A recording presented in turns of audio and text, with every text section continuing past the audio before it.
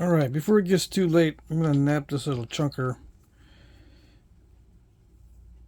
I hit it earlier, yeah, right there on the corner, and smashed it in half. Which part should I do first? Let's see. It looks like it's been cut, right? It cut flat right there with a machine. And then the cortex removed with the machine, I think. And maybe it's heat treated. But I don't know.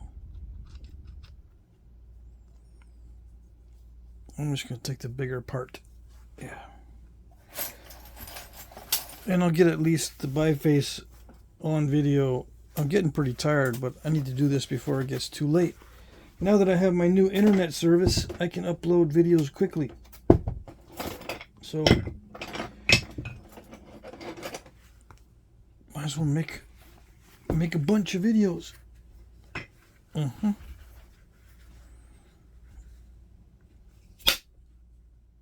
Oh boy. Maybe it's not heat treat. I don't know. Let's get the smaller bopper and see if that might be a little easier. No. I'm swinging it instead of doing this because I need to hit it pretty hard. The swinging gives it more speed.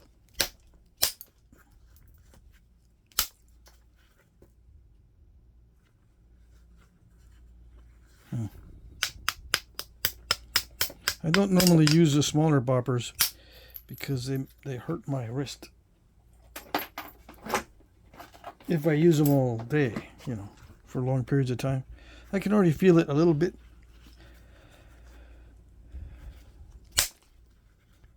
Yeah, so I can't be using these boppers, the small ones, all day. I can use them for 1 point. Yeah.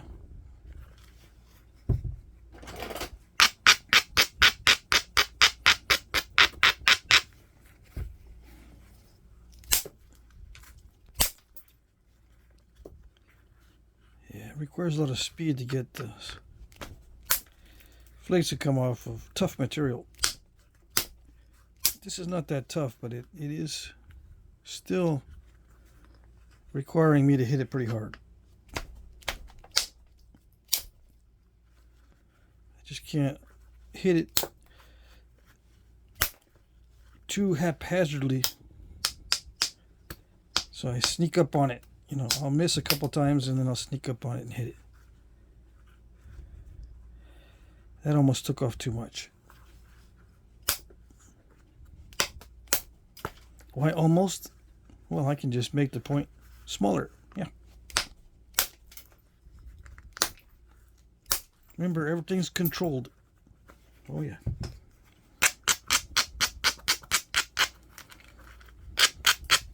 No. Not everything is controlled.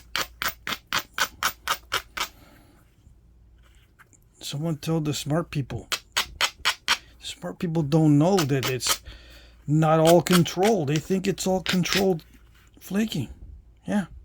Everything is purposeful.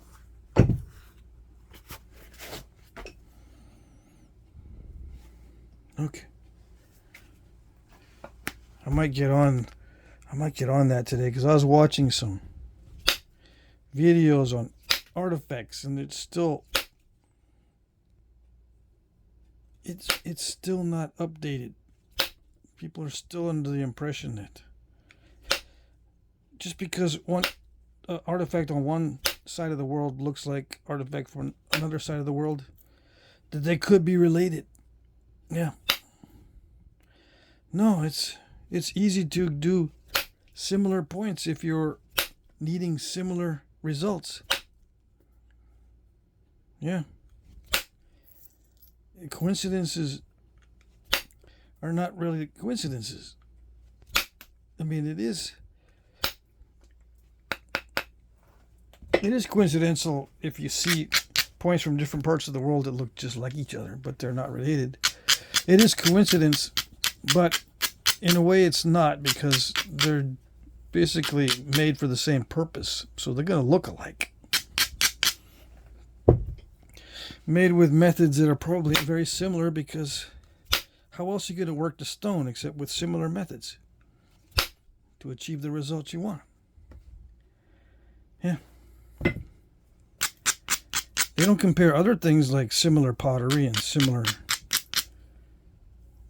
baskets and similar scrapers, and they don't, I don't know why they don't compare those things. They just compare the fancy points and say, well, since the fancy points look similar, maybe they're related. Or it's too much of a coincidence for the fancy ones to look alike. They gotta be related. No.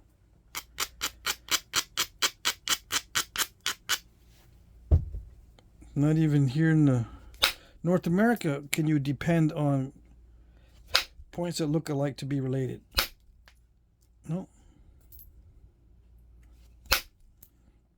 Sometimes they look just like each other, but made by different cultures that didn't have much contact with each other. Yeah.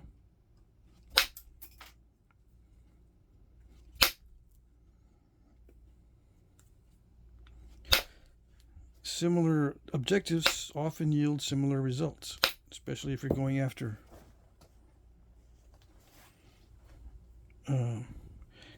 big game or something, or making knives to cut meat. Eventually you'll figure out what design is really good for cutting meat, and then you'll say,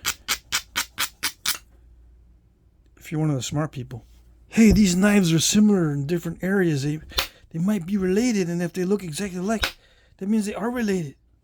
Yeah. No, not necessarily. I mean, they could be, but you can't make that assumption just because it's too much of a coincidence. Just because it appears to be too much of a coincidence. Yeah. Anyways, I was looking at some of those kinds of videos. I know I shouldn't. I knew what I was getting myself into when I watched them. But I just wanted to see. I just wanted to see how foolish the smart people can be. Yeah. And my expectations were confirmed. Oh yes.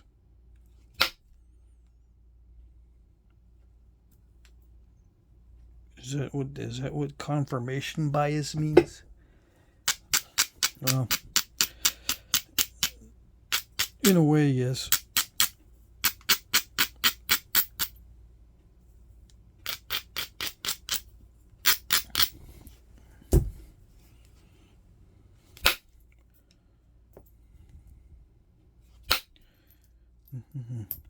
Yeah, I watched videos that I knew they were gonna be foolish, but I watched them anyway because I said, "See, they're still at it.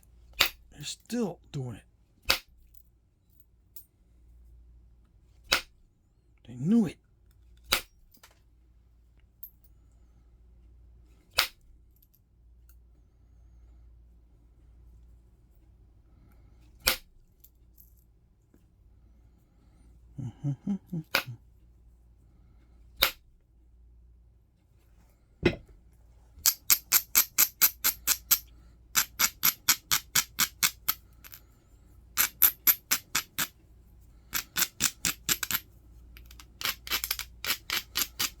The best we can do is speculate.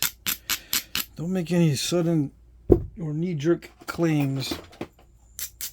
There's a bunch of fallacies that they ignore, a lot of times. Not every time. There are some very nice studies out there that are pretty good. But usually those studies focus on the data and don't make too many assumptions.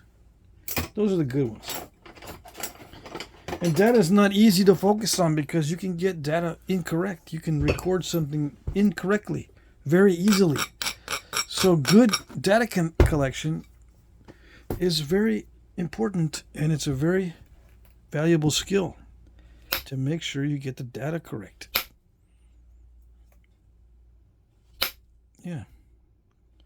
The carbon-14 dates, the exact positioning and depth of the arrowheads or artifacts or whatever on the site. The site is well researched by more than just one discipline. You know, you look at the soil type, and if it's been subject to natural forces that would cause it to either sink or raise up, that has an influence on the depth of the artifacts. Maybe it was an encampment that was occupied for many, many years, and the artifacts were dug up and then reburied, so that the depth is all messed up sometimes. You gotta make sure the data is good. If you record a depth of an artifact, make sure you have the information on other things that could have happened to that dirt or whatever, and record it alongside everything else. And I've seen studies like that where they go over all kinds of stuff. It's a well-rounded study. Those are pretty good. Now sometimes they add fillers, like they'll go into other areas that are not really lithic specific, which is okay, but you can kind of tell maybe they're using it as just a filler to add more words to the study.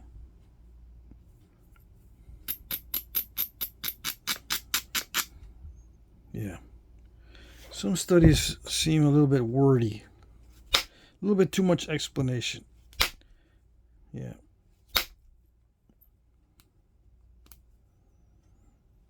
I don't know. That's kind of rare. I don't look at that too often if it's too wordy. I do look at the lingo. If they're using too much lingo or words that are difficult to imagine, you've got to sit down and mathematically figure out what they're talking about.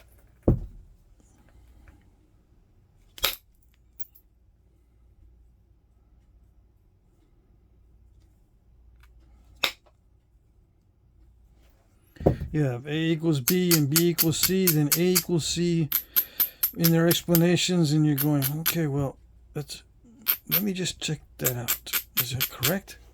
I mean, it's mathematically correct, but are they actually making the right comparisons? Making the comparisons correctly?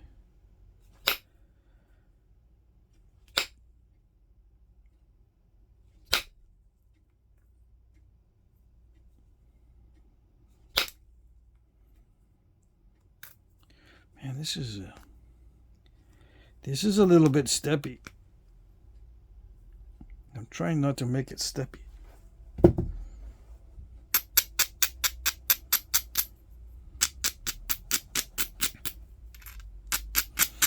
Yeah, if A equals B and then B equals C, you can make the logical inference that A equals C, so to speak. But you gotta make sure that A equals B and B equals C. You gotta make sure. You gotta do some checking. There's nothing if they're just making the assumption, there's no way to check. Their train of thought may be off.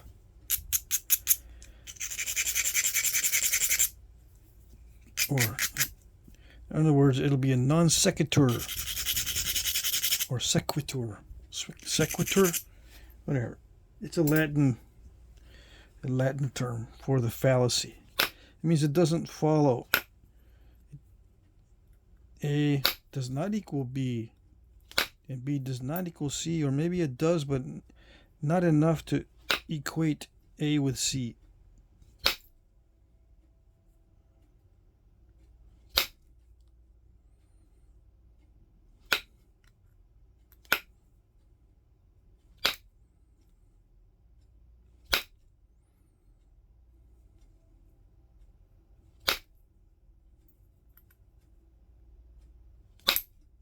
Oh, dang. Alright, that's the way you're gonna play it. Dang it. It needs to be struck very hard, and it doesn't like it. No, I'm trying to thin it, and it doesn't like it. What else is new? Story of my life, yeah.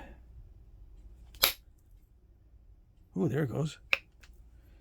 This side is okay. It's just that side. One side is not cooperating.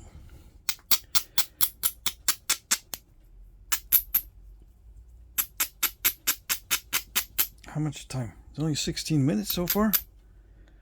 That's it.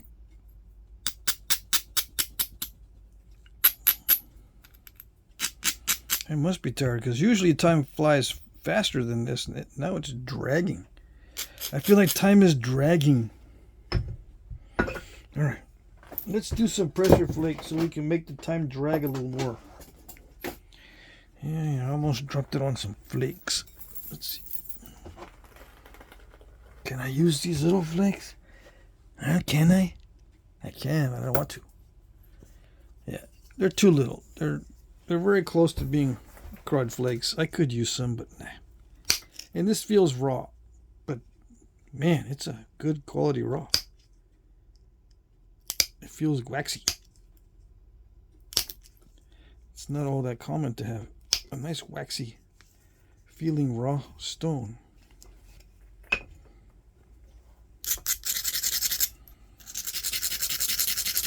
It's usually a little bit rough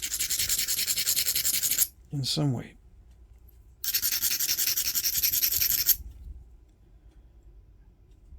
You know, rough on the edges or rough on the surface.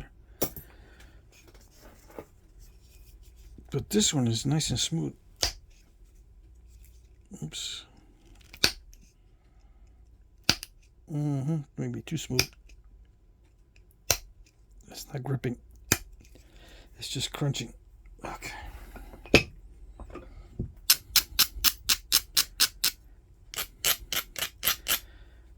Dang, I saw some pieces fly. What was flying?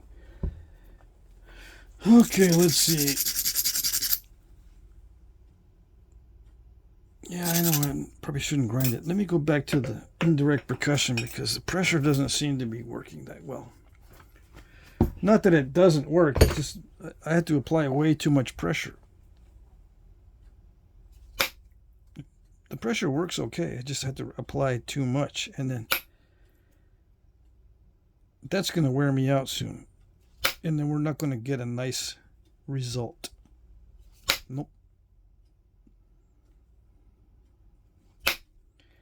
If it wears me out too much, I'm not going to get a good result.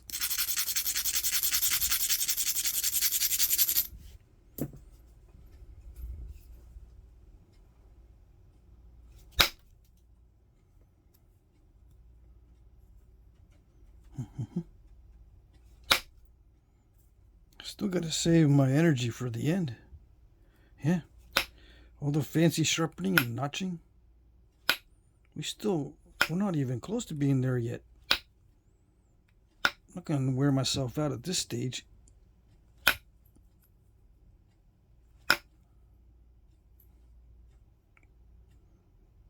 With the pressure flaking, you know what I mean? So I'm going to do as much of this thinning as I can with indirect percussion. Because it's a lot less fatiguing. And I can put a lot of force into it.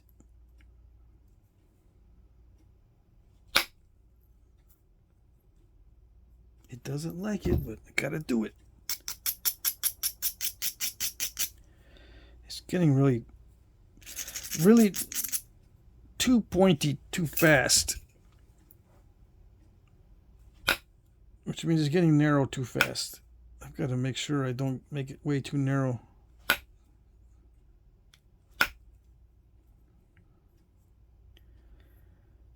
I don't know.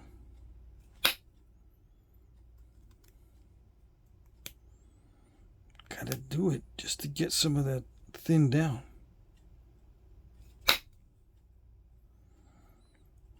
Gotta take some of that edge off to make it thinner.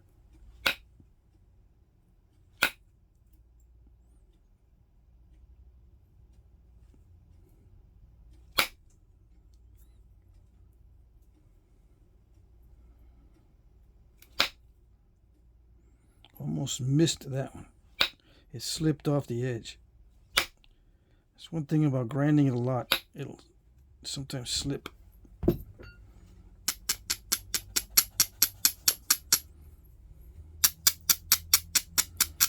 But if you don't grind it enough, it'll crunch. So I don't know. I think it's worse if it crunches. If it slips, I can try hitting it again. But if it crunches, that's difficult to deal with.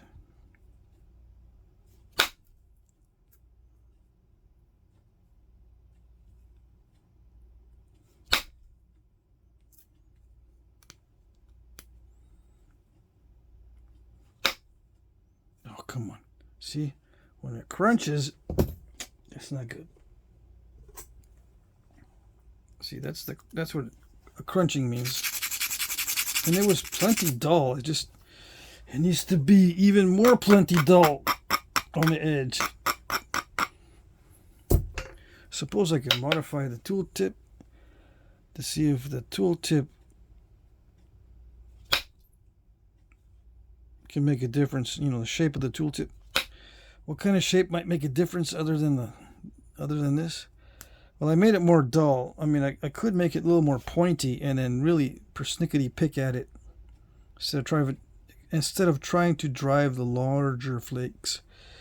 I could persnickety pick at it with a smaller point on the tool and maybe get some narrow flakes but longer than what I'm getting. But I don't know.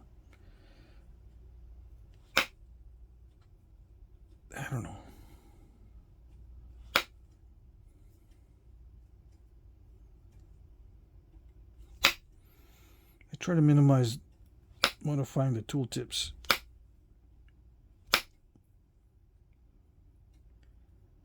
Unless I actually have to.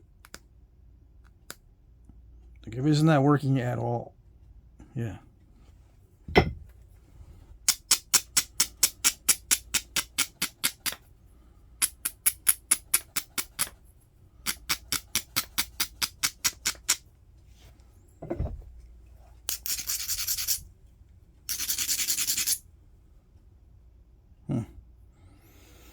I don't know.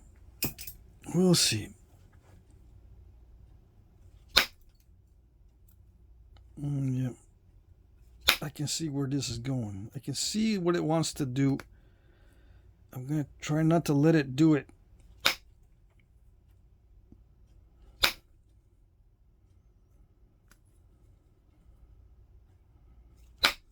It wants to misbehave if I don't use enough force. Yeah. But using too much force on the edge can take a big bite out of the edge and ruin the whole thing. Or snap it in half. It's one of those stones that forces you to be right on the edge of breaking it. Yeah, unfortunately. I mean, that figures. It's such a nice material. It's forcing me to hit right at the edge of breaking it in order to get those flakes to move or to travel across. Yeah, it doesn't want to. These flakes don't want to continue. They want to stop. Dang it.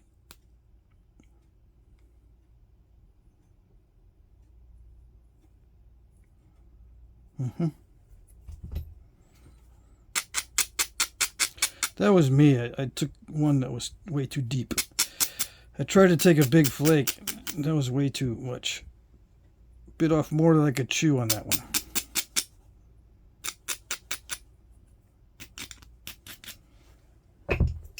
Yeah, I could use a pressure flaker maybe to improve that edge. But I would lose a lot of width. So I'm using this to reduce the width a little bit to make it thicker on the edge for strikes. Because I don't want to lose the width, but I might have to because I'm just getting a bunch of crunches. step fractures. What would pressure flaking do to improve the situation? I could put more of a bevel on there and have a bigger surface area to hit on. Yeah, that sometimes helps. If you have a bigger surface area to hit on with the percussion or with pressure, and more surface area to apply pressure, sometimes that works. I'm trying to compensate by just grinding it more so I don't have to lose too much width. It didn't do it. I did a direct attack on that and it did not do it.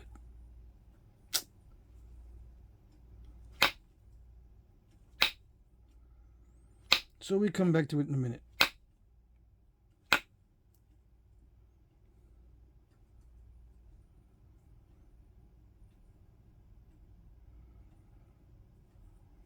Situation may change in a little while.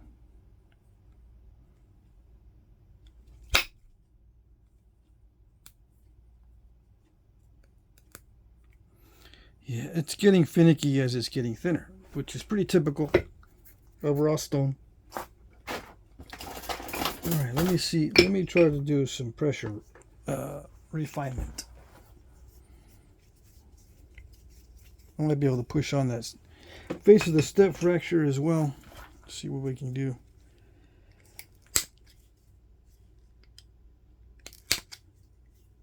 That's tough.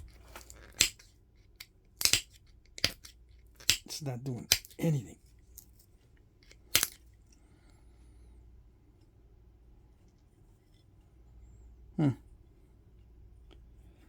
Yeah. Very stubborn.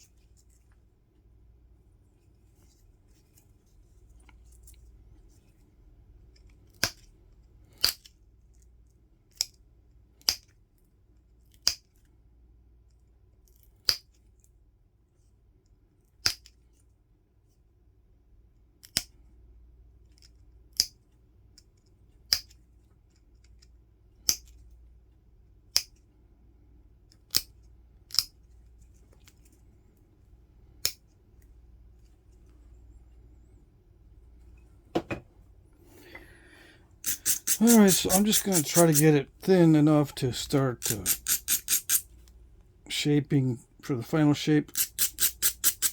And get it thin enough for notching, because it's going to need to be really thin for notching. Raw stone does not like to be notched unless it's thin. Yeah. Because you stall the notches, you get step fractures at the bottom of the notches. All that good stuff that's happening on the edge, you'll get it on the edge inside the notch. And you don't want that. No, if it's too thick and you don't use enough force to notch, it's going to stall. And you're not supposed to use a whole lot of force when notching, because it'll snap the point across the notches.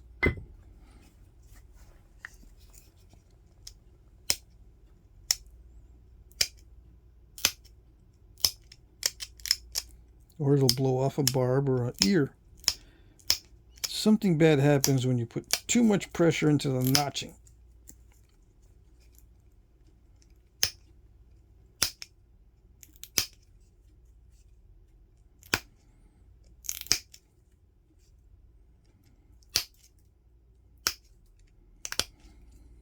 Yeah, I'm not getting these pressure flakes to travel either.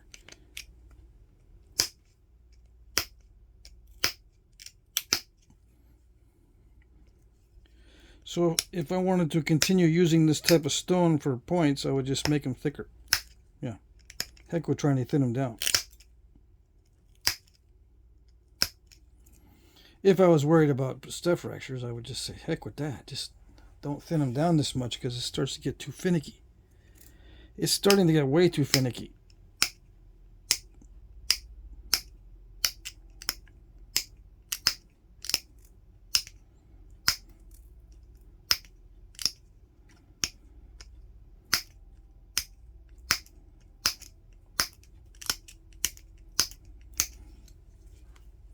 I was napping some Obsidian earlier. That doesn't help either. Going from raw stone, go from Obsidian to raw stone, it's not a good idea. What Obsidian was I napping? Just to show you. This one here. This one naps so much easier. Yeah. So much easier. When did I do that? I did that earlier today. It wasn't just a few minutes ago. It was much earlier today.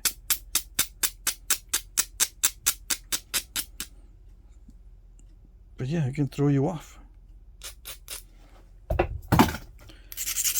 Alright, let's see what I can do from this side. I might be able to thin it down from this side a little bit. We'll see. I think it needs to get a little more narrow, unfortunately.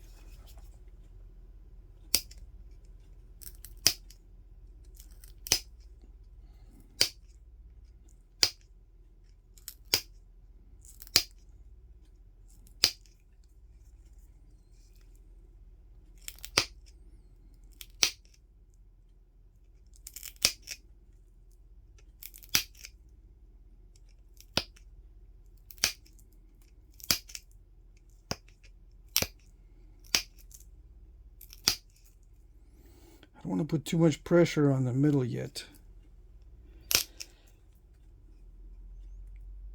Let's see. I think I can do some of that thinning with percussion in the middle. I tend to snap it across the middle when I put too much pressure on it.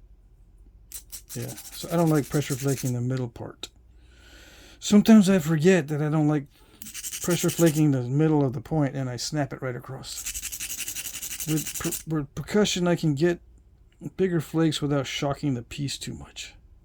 That's the goal. Big flakes without shocking the piece.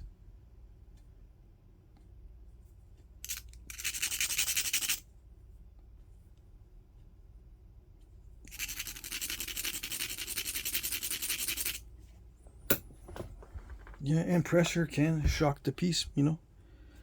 Too much pressure. Yeah, it did not. Did it do it? It's not going to do it.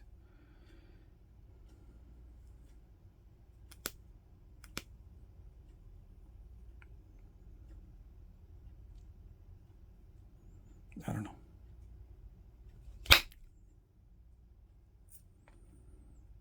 I think I can try all day long and it's not going to like it. We'll see. I can make it like it. I'll convince it somehow.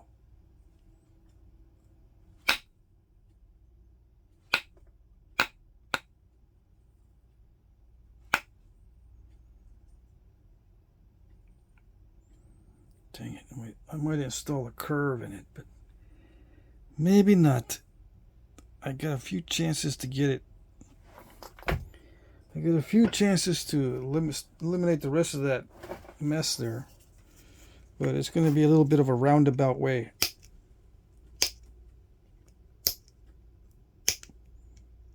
So we're not there yet. Just got to wait.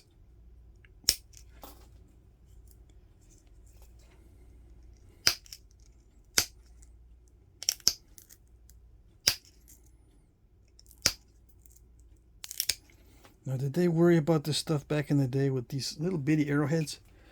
I think they did, especially with the ones that look nice and neat. You can't achieve nice and neatness automatically. You gotta work at it for it to be nice and neat and clean and thin. It wants to be steppy and bumpy and all jaggedy. That's what it wants to be.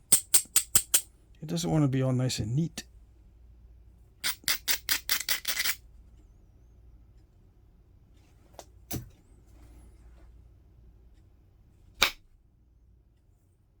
It wants to be steppy too.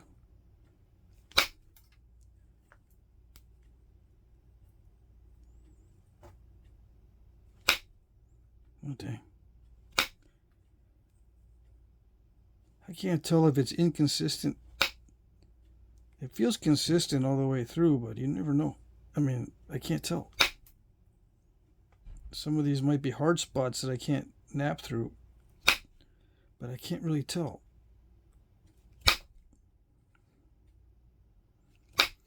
Yeah, most of the time, if I can't tell if it's tough in certain spots, that means it probably isn't.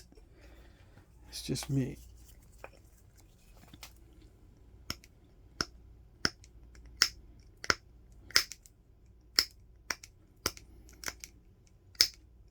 Yeah, I thought it was going to be peanut buttery smooth. No. It looks peanut buttery smooth. It feels peanut buttery smooth, but it doesn't flake peanut buttery smooth. The pressure flaking is not bad. But again, they don't travel very far. As long as I'm not pushing the flakes too far, they're fine.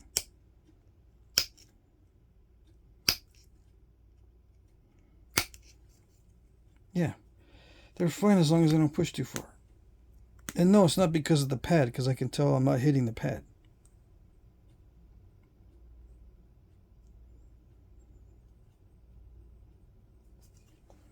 And I'm not using pad with the percussion in there. They're stopping even with percussion strikes. But they stop because of your finger.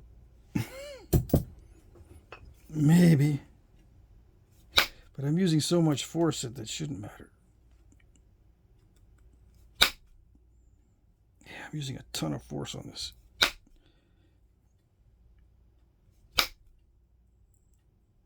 Yeah, dicey. Can't do it twicey.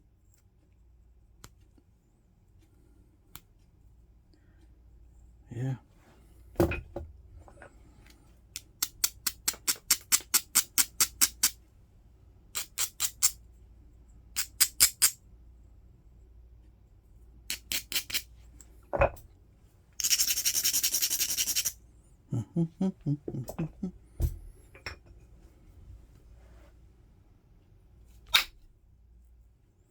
Oh, there it goes.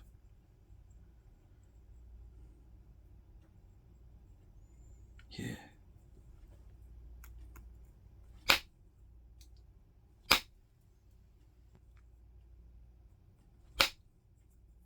Dang it. All right, you. It's making me hit it way too hard for comfort. I'm not comfortable hitting it this hard down here.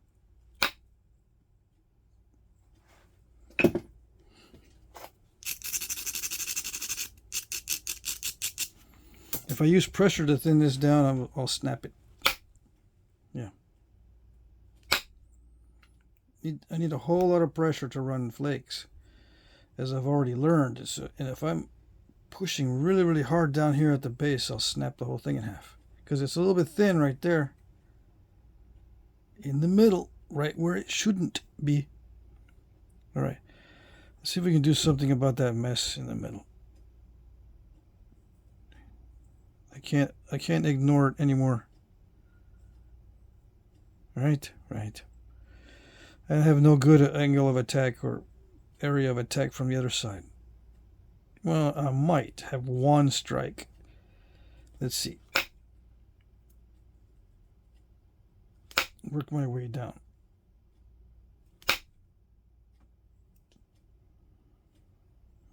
Yeah, I might have one strike in there.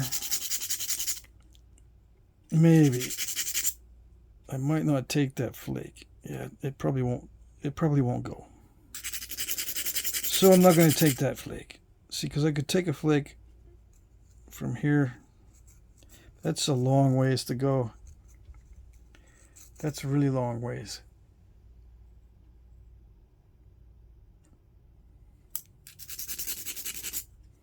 I'm going to have to hit that super hard. Well, I'm going to try it. I'm not going to hit up here. I'm going to hit right there down. Yeah, try to get that. Let's see what happens.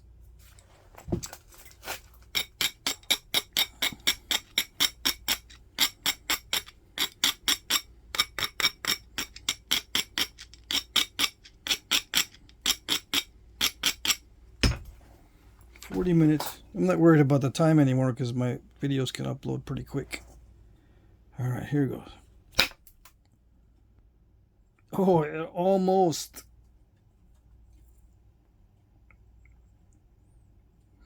Dang, that was close. But yeah, when you're trying to depend on the end of the flake to do the damage control,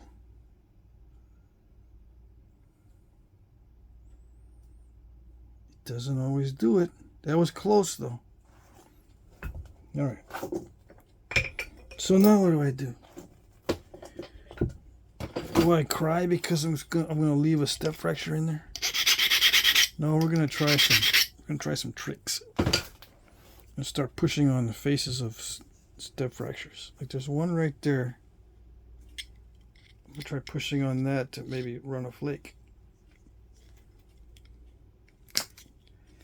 Yeah, it just crushed it. I used aggressive pressure instead of passive because I didn't think there was enough of a step there to push on. With passive, sometimes it just doesn't grip the edge enough. Somehow when you do it aggressively, it may catch the edge a little bit stronger. Dang it, I don't know what I'm doing. I'm trying to work miracles with this edge. Yeah. Okay. Or, I'm trying to work miracles with the flake remover or the spatula tool.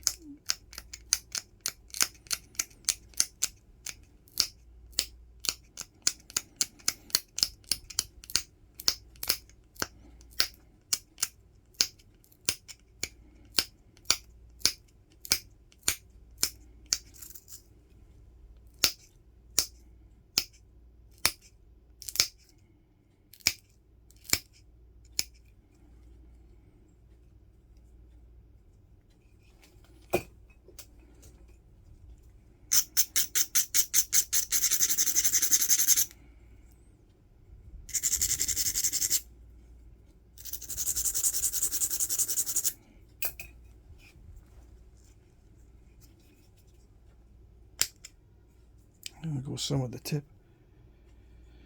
Yeah, that's a sign that I should quit.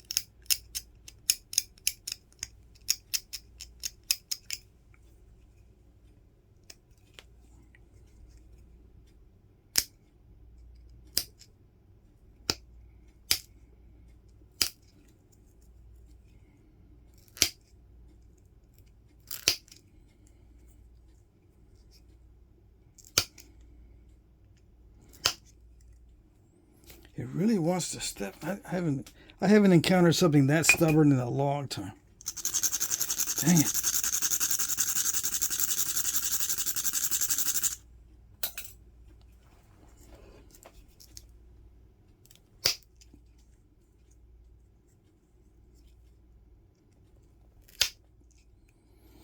Okay. Yeah, that's lucky. I pushed so hard on that. I'm amazed it did not snap. With those two flakes, that one and that one, I pushed so hard on that I thought it was actually going to snap. Because I can't put a little bit of pressure because it does that. Look at that mess. I'm still going to have a step fracture. I don't know if I can get that out. Even with a lot of pressure. And I don't want to risk it.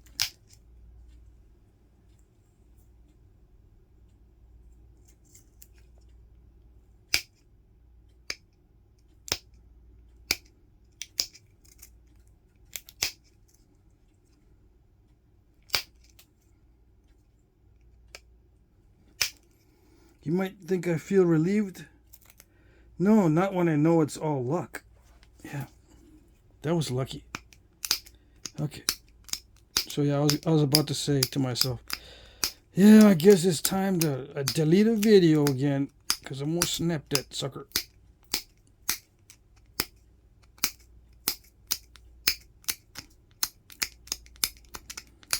And I'm gonna deepen this base with a concavity so I can start running more flakes. Yeah. To thin it down. Okay. Percussion flakes from the base. Yeah. Yeah, I'm going to have to leave that little step fracture in there unless I can make it even more narrow and then run a flake across. That's a tough one to get out. Even tougher than that. That's going to require even more luck because it's more narrow and more delicate. Right there where that is. Yeah. Unfortunately. Alright, let's see what we can do.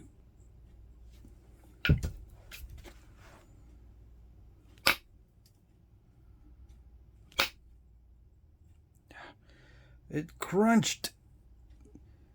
Imagine that. It's all crunchy. That's a surprise. Yeah. And sometimes it don't even do it. And there's a step fracture. That's a surprise too.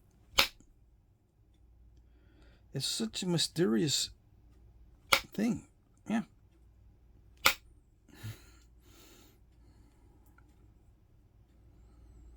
Crunchy and step fracture. Never would have guessed.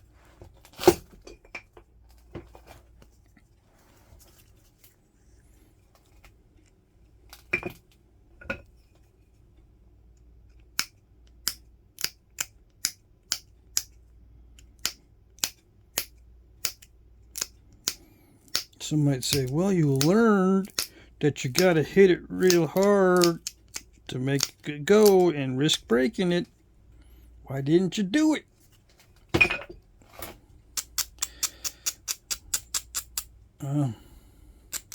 If it's dicey, you probably can't do it twicey. Okay? I don't know if I can get that lucky again. That's the rule. If it's dicey, you probably can't do it twicey. So I'm not going to try. I just end up working with what I got. I can remove some flakes from the sides, make it thinner, or make it, you know, at this point, it doesn't need to be much thinner. I just need to make it more regular and, you know, less wonky. Did that do something? Yeah, it was not bad.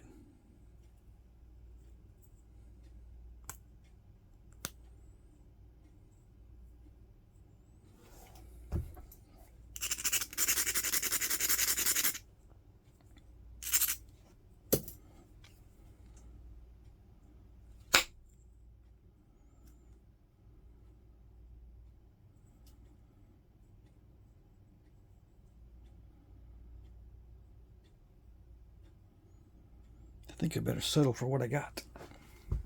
All right.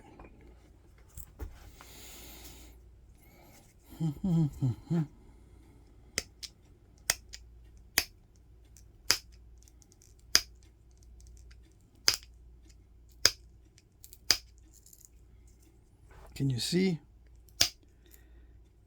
You can probably see, but it's blurred.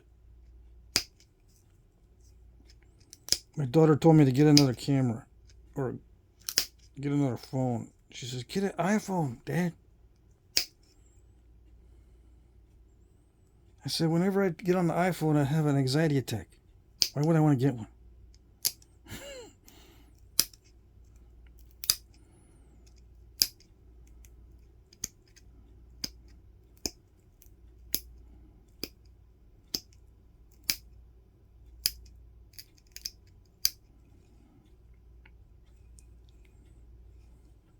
It's true. I get on the iPhone and something happens. You know, my eye starts twitching. Stomach starts feeling bad.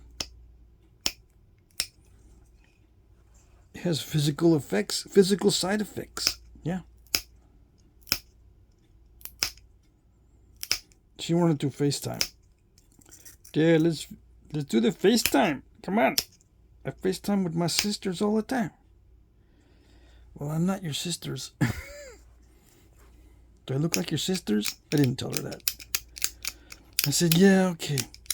Maybe I can just get the app. FaceTime app. Okay? For Android. That's as far as I'm going to go. Yeah, last time I saw the price tag for the iPhone, even the older one, I said, heck no, man. You're going to give me an obsolete iPhone, and I'm going to pay hundreds of dollars, and that's the best you can do? I didn't tell him that either, but that's what I was thinking. Why would I spend money on an obsolete phone? All that money.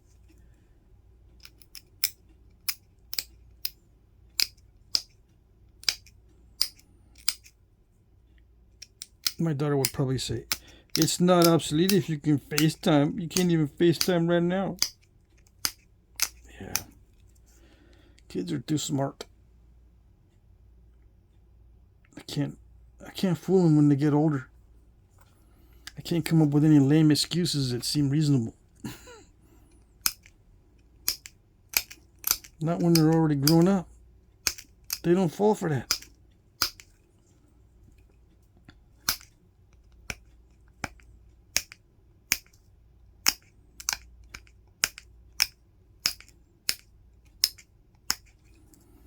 If I'm going to spend time trying to figure out what's going on, I'd rather just watch videos. Instead of trying to figure out the new phone. Yeah.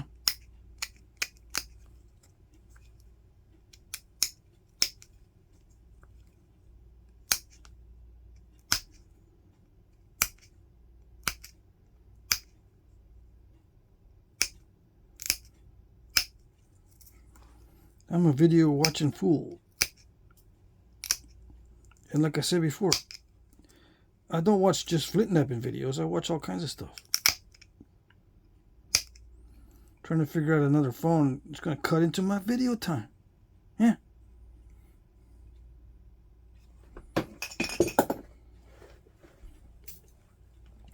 I actually don't think about that. I just think about the aggravation of not being able to do what I want to do.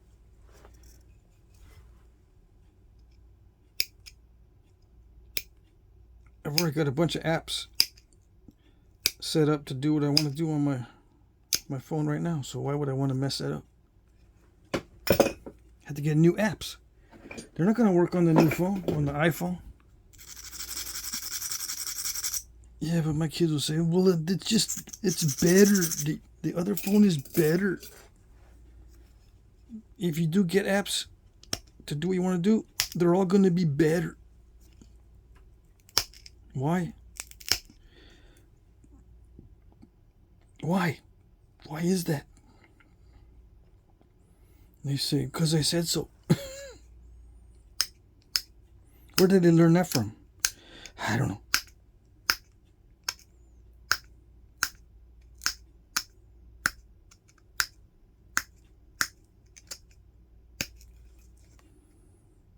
I still have a remnant. You're going to hear me say that a lot. Because I get a lot of remnants.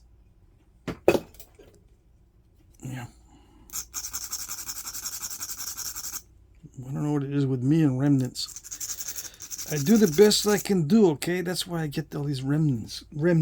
Because I settle for, yeah, I can make doo-doo with what I got. And don't be too picky. Don't be too picky or persnickety. No, not too picky. Not too persnickety.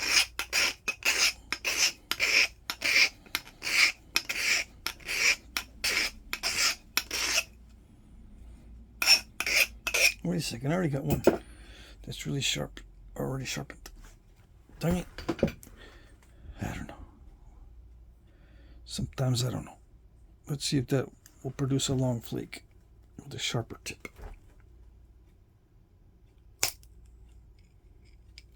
Almost. That's the story of my life with this particular point. It almost does it. Almost. See, I'm trying to run flakes maybe it'll help remove some more of that steppiness. See, I run flakes this way, and maybe it'll continue over that, but it stops right there. See how it stops? It doesn't want to do it. It doesn't want to. It's a little brat.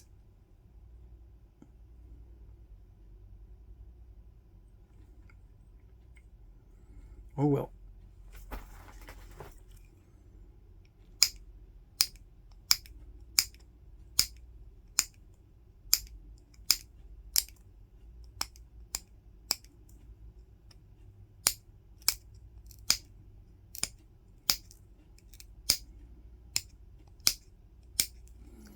This is just removing dull spots and lumpy spots and putting in little bitty serrations. I'm going to leave it jaggedy.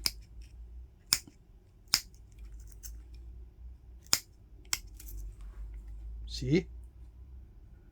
Jaggedy. A little bit. Not too much.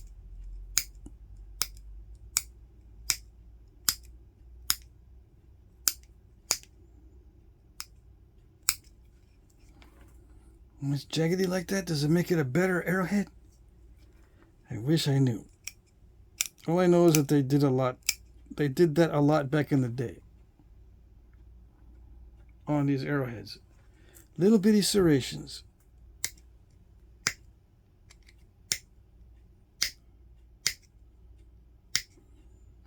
How did they do it if it didn't have a sharp steel nail? They just did it with antler. It is possible. Yep. Gotta keep resharpening it, but it is possible. And you can also do it with a stone flake, but that's dicey. Stone flakes remove a lot of the edge. If you try to flake with a stone flake, it removes a lot of the edge. It doesn't like it. No. Stone does not like to be flaked with a stone pressure flaker, although it can be done, especially when notching. Sometimes the only alternative to get the notch started is to use a little stone flake. Or sometimes to get it unstalled, you can use a little stone flake.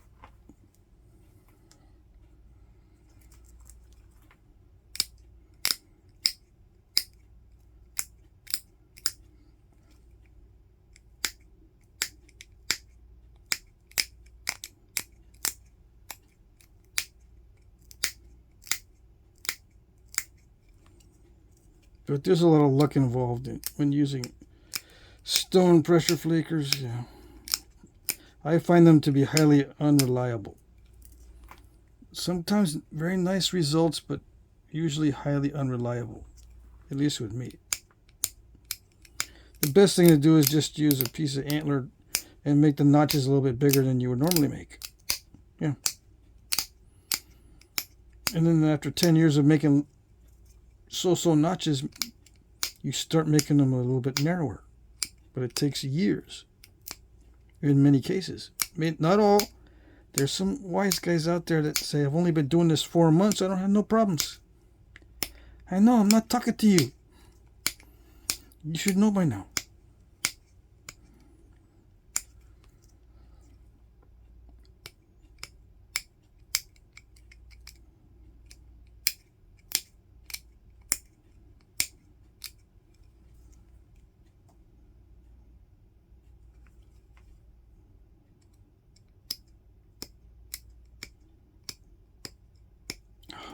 That's going to make me break the little barb. See that? I'm going to put on my higher powered glasses. Okay. Is that going to work? It's going to make me crouch way over, but I think I can see it better. Yeah.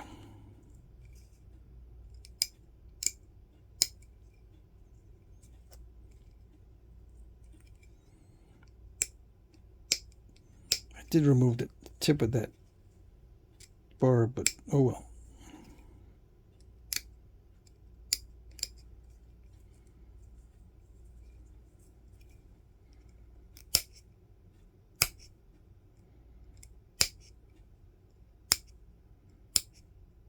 Come on, there it goes. Okay, I'm satisfied with that. Yeah. I work on the tip, and I'm going to do a little bit more on the tip, but I'll wait. If I remember, I'll come back to it. Oh, that's not good. I can't be pushing. It started to drag against my finger. I can't have any pressure on that tip right now. It's too delicate. So it's in between fingers. Why am I doing this? Just to even it out. Yeah, it was too much to one side. If you know what I mean. This line needs to be right in the middle. If possible. I still can't see. Even with my high-powered glasses, I still can't see. And see, I develop a little step in there. A little scoop out.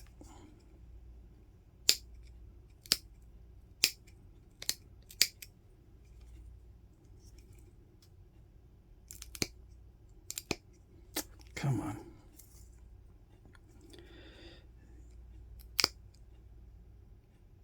This is so uncooperative.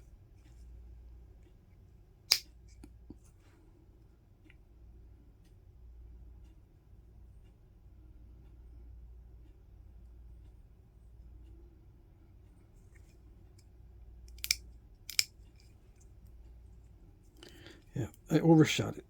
So now we got to fix it.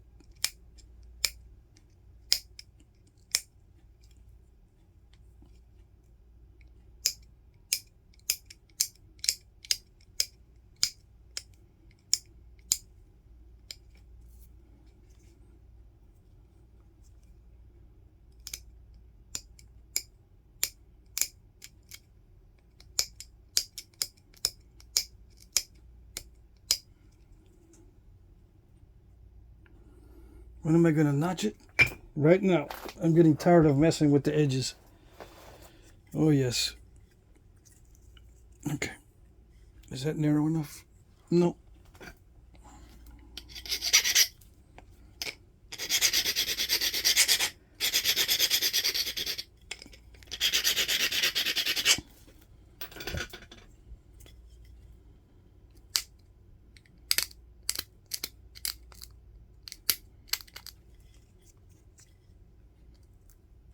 Okay, I gotta make sure I don't bridge it. Some of the pad has indentations in it. I gotta make sure I'm not in the bottom of one of those indentations.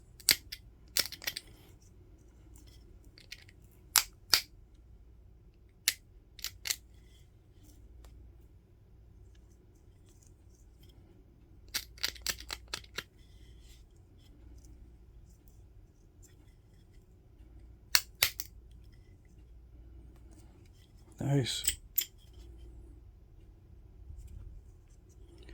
Okay. Now comes the hard part. And you thought the hard part was starting it.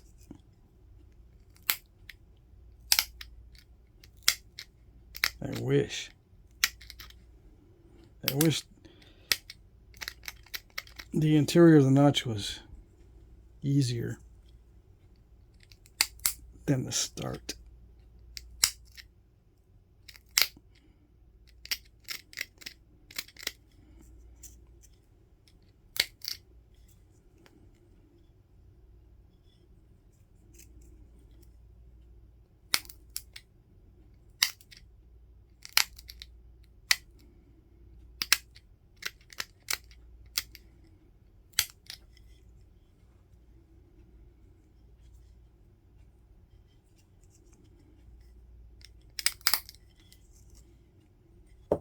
Come on.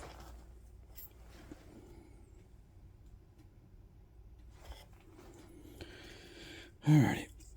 Let's see. Yeah, if I turn the pad around, it's the same thing on the other side. Funny how it wears out symmetrically. I gotta put it in a spot that I'm not normally accustomed to putting it on, because I don't want to bridge it. across the notches. I had someone ask me again,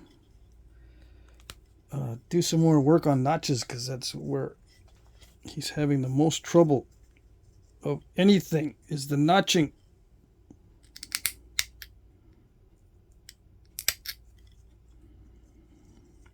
Yeah, well, join the club. Yeah. We got meetings every day.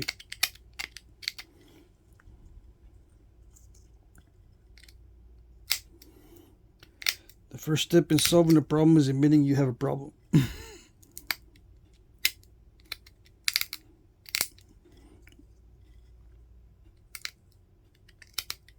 Hello, my name is blah blah blah and I can't do notches. Nope.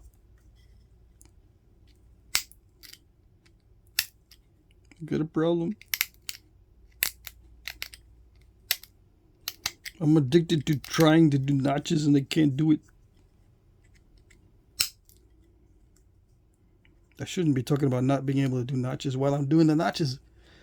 I might jinx myself. Is that a thing? Oh yeah.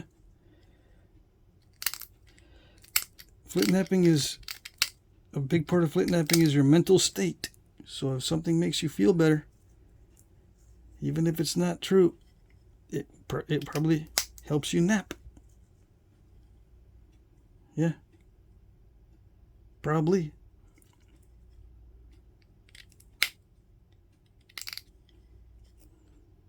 It's not good to lie to yourself, but it's good sometimes to imagine. Okay? Use your imagination. That's my excuse. I'm imagining that it's pretty good.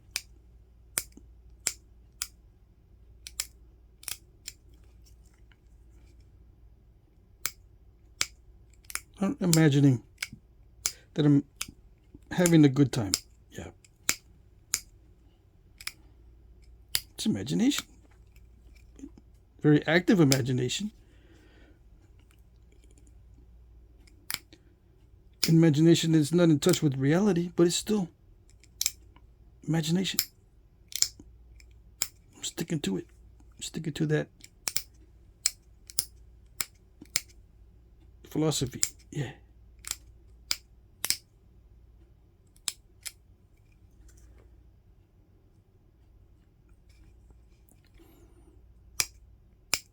Yes, I'm kidding, I know.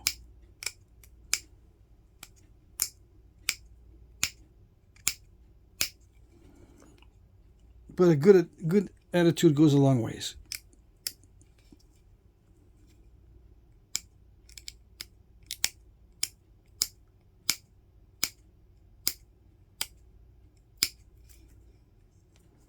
All right, so I'm starting to wind down. This is getting much easier. I'm just going to sharpen where it looks dull. And if it's a little bit too jaggedy, oh well.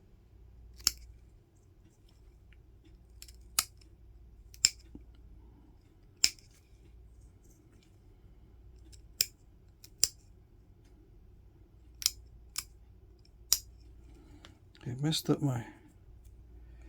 I've been doing too much pressure flaking and my callus is coming off.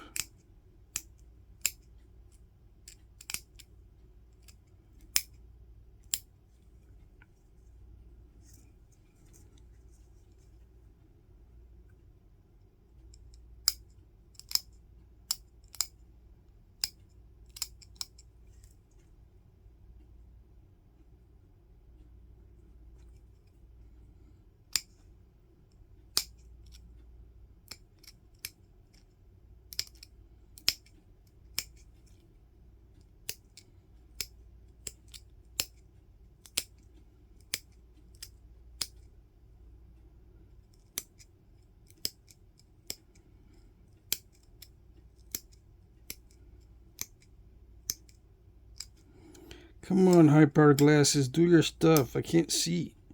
I still can't see them little edges.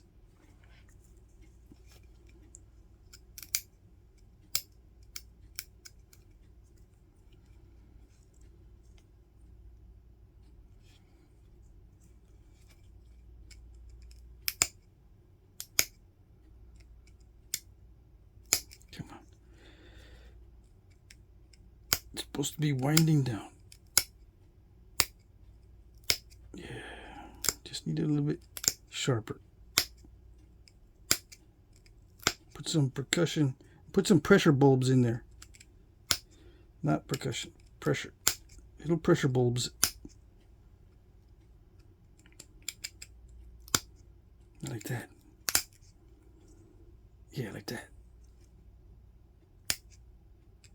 Pressure bulbs. It thins down the edge and makes it sharper. Okay?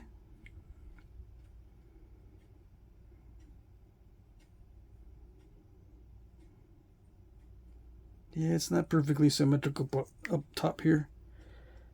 Not perfectly symmetrical. Should have just left it. But I see some dull spots.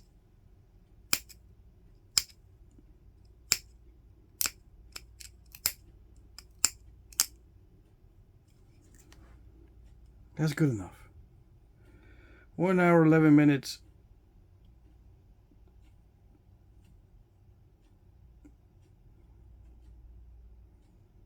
I have a remnant right there and right there. What is that? Just an undetached flake. But yeah, that's pretty good compared to what I had before right there. I had a bunch of mess. Now, how does this compare to the other piece? Let's see if I can find the other piece.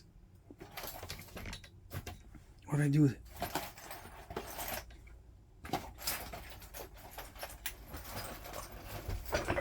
This was the larger of the two, right? Come on. There it is. I don't want to put it right on there because the tip will break off. So yeah, it was a larger of the two pieces. I still managed to capture a pretty good size of, pretty good amount of the original. Yeah, cool. All right. Now, oh yeah, I was gonna do let's test it in an arrow foreshaft.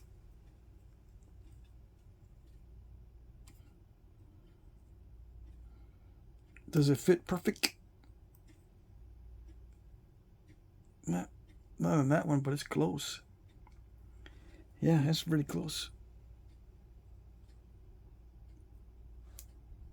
That way it looks pretty good. Where's the other? I got a bunch of arrow foreshafts. Bunches. Come on, I know you're in there. Alright, so I got these two also. So that one looks pretty good. I would just need to sand this down on the sides here. I don't know why I didn't. Let's see.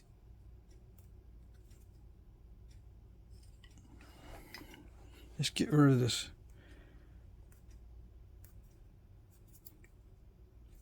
Yeah.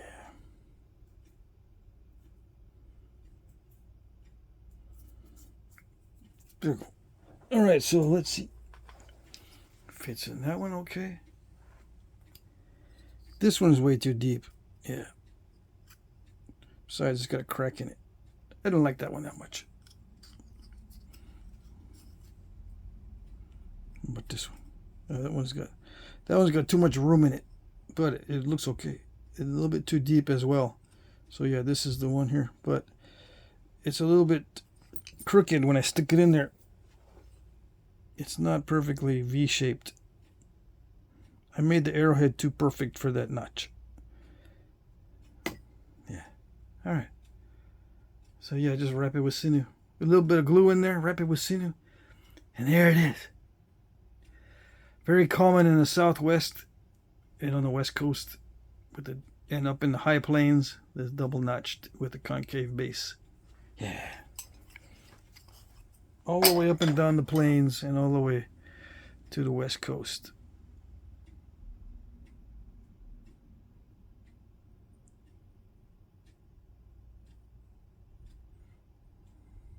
And this is Texas rock, right? A little bit of the cortex on the tip. I like it. Yeah, it'll be available when the auction comes up. You got several days. You gotta wait. Okay. I'm not gonna sell it off camera. There you go.